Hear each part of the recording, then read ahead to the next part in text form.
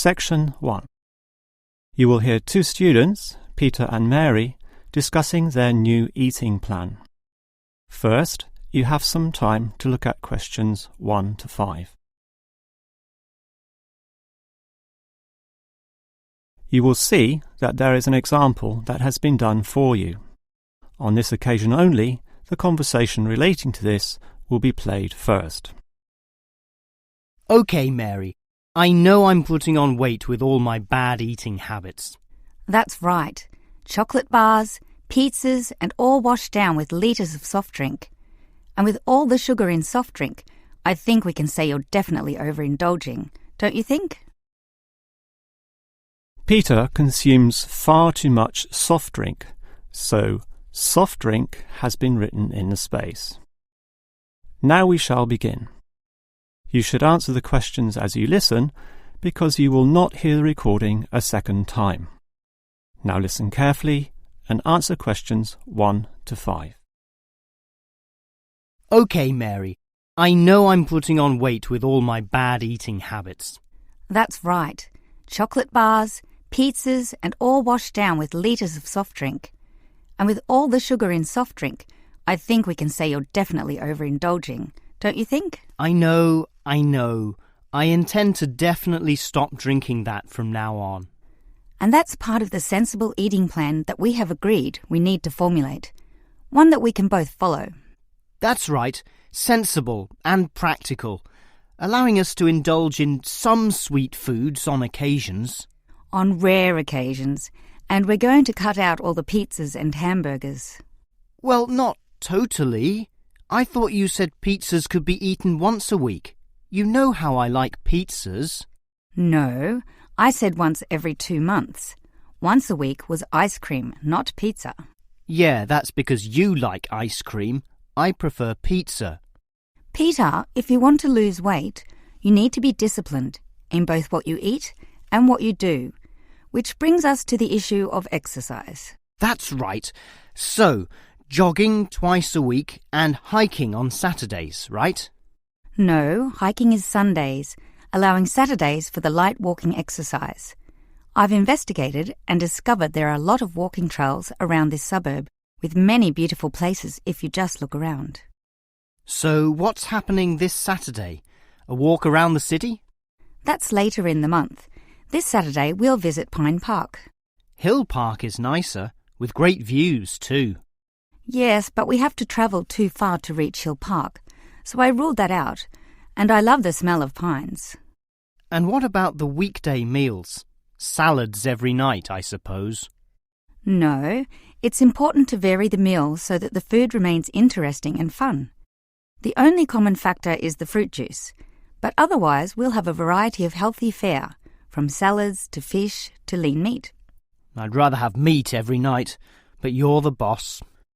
If you want to lose weight, you'll have to accept this program, okay? Okay. Before you hear the rest of the conversation, you have some time to look at questions 6 to 10.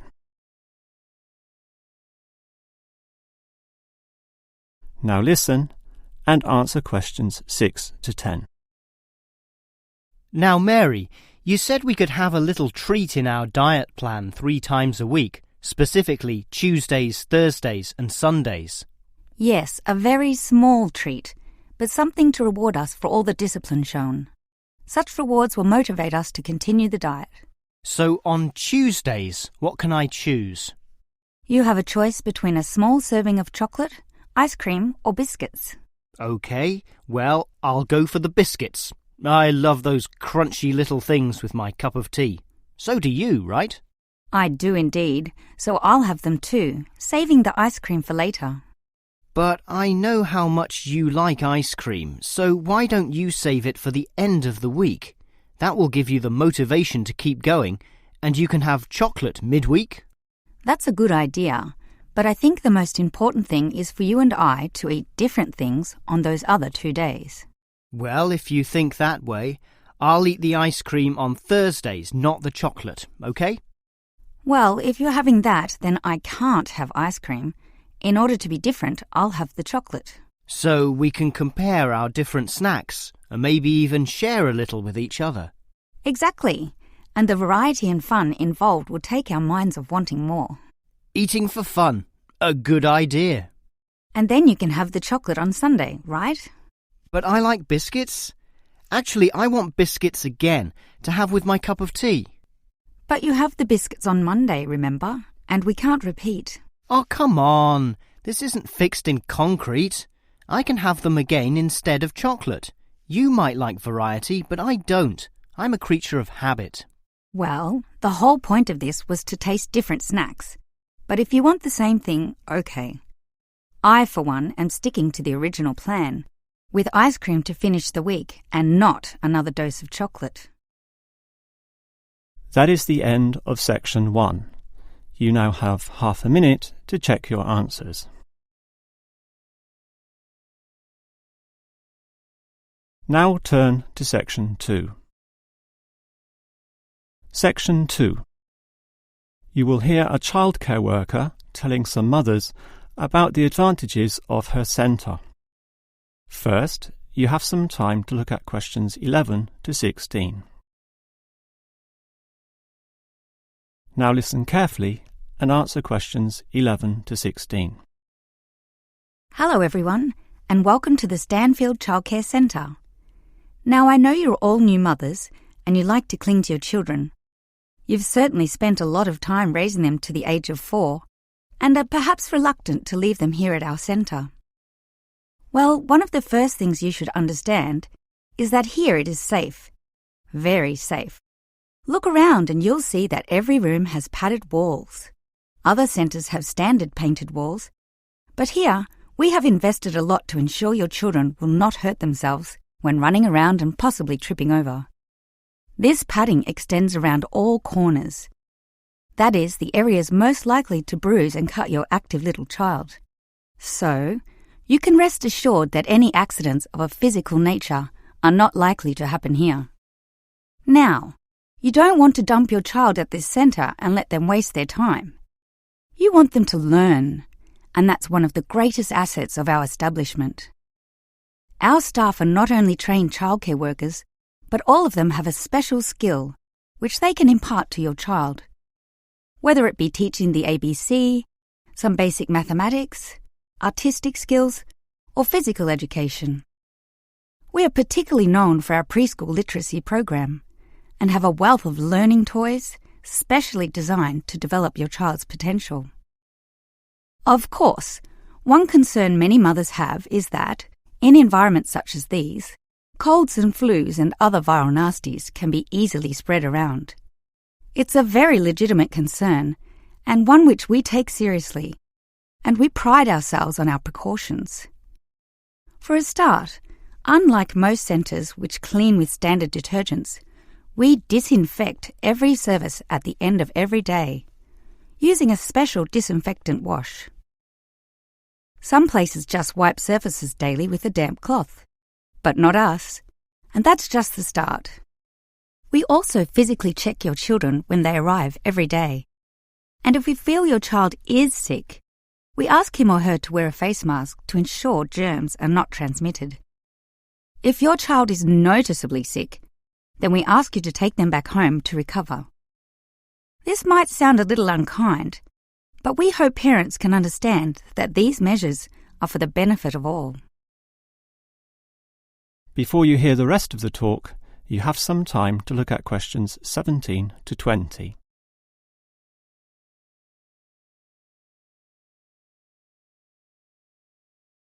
Now listen and answer questions 17 to 20. Now at Stanfield Childcare Centre, we have excellent childcare officers. And let me briefly introduce them. We have Susan, Andrea, Bella, Kathy, Lisa, and Liz. They're all fully trained and come with some individual assets which make them even better. Bella, for instance, knows children very well, having worked here for 5 years, and Kathy has her own family, 2 little girls, so she can talk to you with first-hand knowledge of what it's really like to raise children. But getting back to Bella, she often relaxes here after work, spending long hours chatting to parents, as does Kathy in fact. But in terms of hours, nothing can compare to Andrea, who will sometimes spend the night here, staying in our overnight room. Why? Because this centre is very friendly and simply a great place to be. Bella, for example, used to be quite shy herself, but now is marvellous with the little kiddies, as outgoing as any of them. We let Kathy, though, deal with the particularly quiet and introverted children. Since having her own family, she knows what can really bring them out. Of course, what better way to do this than with yummy homemade cakes? And Kathy often gets these from Bella, who can make some of the best in town. Yes, everyone here brings something special, which is why we're one of the best childcare centres in the business. That is the end of section 2. You now have half a minute to check your answers.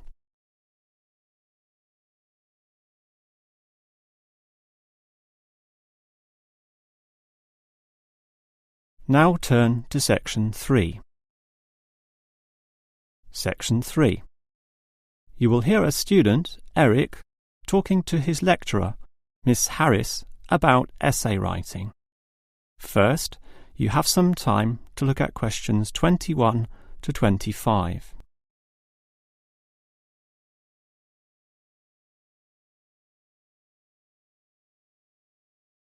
Now listen carefully and answer questions 21 to 25.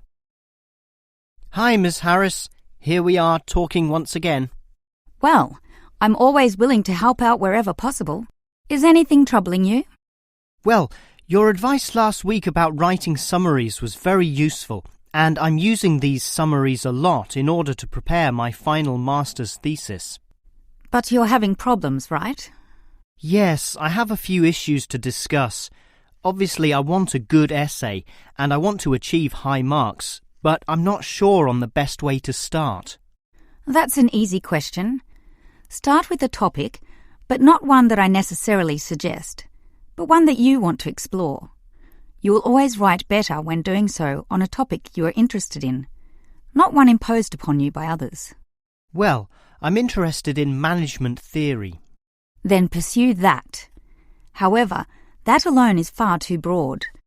Break it into various current areas of discussion and relevance. Then look more carefully at one of them. Say, management and cultural differences, or management and motivation, or other aspects, such as the role of salary, group cohesion, or leadership. I would say I'm interested in group cohesion, that is, how people interact in the workplace. Well, that's a start, but you can't then just write planlessly without defining exactly what you intend to do within the area you've chosen. You'll have to think of a thesis, and this statement could be of several types. Such as what? Oh, you could argue a point, something that you believe in, or discuss an issue, looking at its various perspectives, or critique the opinions of others, pointing out the pitfalls and flaws. The thesis statement will make that very clear because it will say, in simple terms, what you intend to achieve in your essay. I see. And then I can just begin writing, right? Wrong. Huh?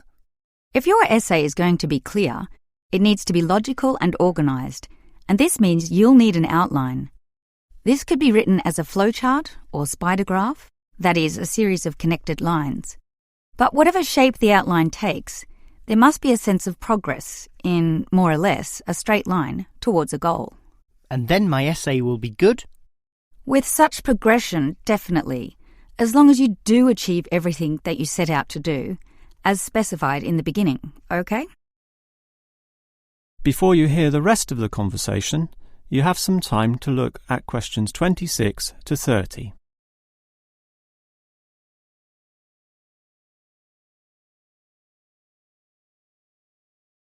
Now listen and answer questions 26 to 30.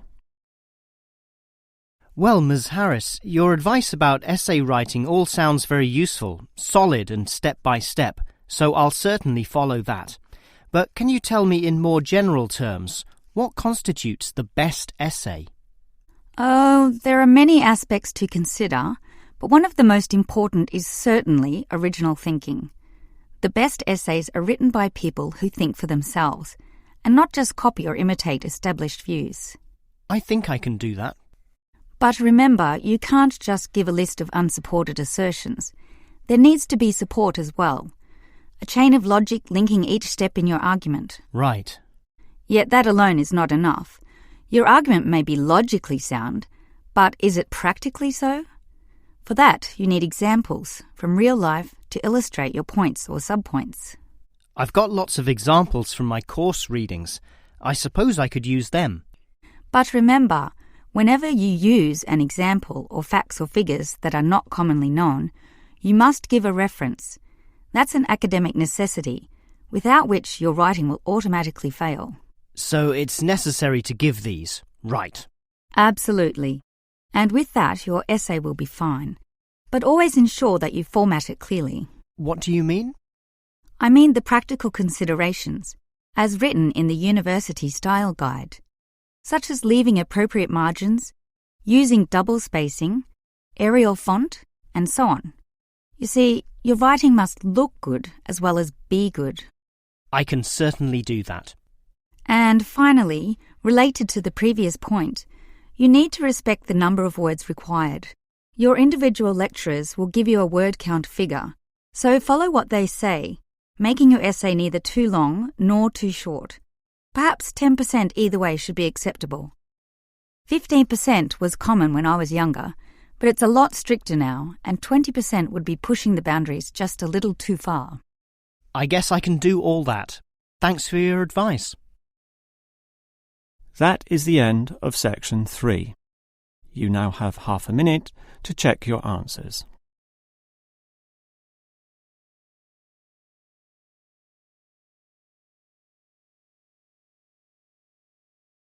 Now turn to section 4.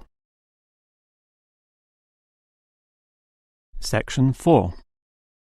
You will hear a lecturer discussing the history of people's beliefs regarding whether the Sun or the Earth is at the centre of the solar system. First, you have some time to look at questions 31 to 33. Now listen carefully and answer questions 31 to 33. In the night sky, the stars appear to revolve around the Earth, rising in the east and disappearing in the west. The Earth itself seems solid, fixed and stable, and such common sense perception suggests that the Earth is the centre of the universe. This is known as geocentrism, with geo meaning Earth, and all pre-modern civilizations drew this conclusion. We now know, of course, that the Earth revolves around the Sun, and this is called heliocentrism, with helio meaning sun. But historically, it took quite a while for this to be deduced. As early as the 3rd century BC, an ancient Greek astronomer, Aristarchus of Samos, proposed heliocentrism, but received little support from his peers. Similarly, throughout subsequent history, isolated individuals proposed this new idea, but again, no one was listening. Geocentrism just seemed too logical to refute. Geocentrism also fitted the views of the established Christian Church, who could quote biblical passages such as, "The world also shall be stable, that it be not moved." Those who dared disagree were subject to accusations of heresy, often with dire punishments to follow. The trouble was, as the night sky was observed more closely, that simple revolution of the stars proved not so simple at all.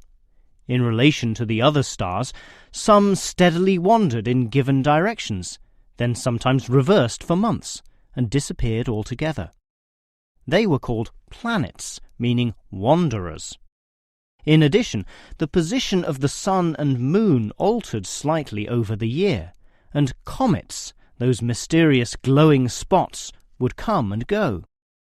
In order to predict the motion of the planets and accurately serve the primary purpose of navigation for sailing ships, increasingly elaborate mathematical models were needed, a sure sign that something was not quite right. Before you hear the rest of the lecture, you have some time to look at questions 34 to 40.